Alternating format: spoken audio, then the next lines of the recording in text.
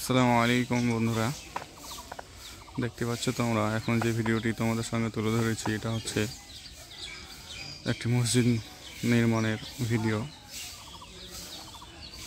মসজিদটির বেলকনি এইভাবে ডিজাইন তোলা হয়েছে। এখন বর্তমান সিঁড়িঘরের কাজটি চলছে লাস্টে। পিলারগুলি খাড়া করানো হচ্ছে, দেখতে পাচ্ছ তোমরা।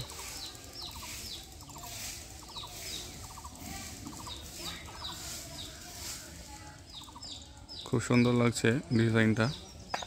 তোমাদের কাছে কেমন লাগছে কমেন্টে জানাবে।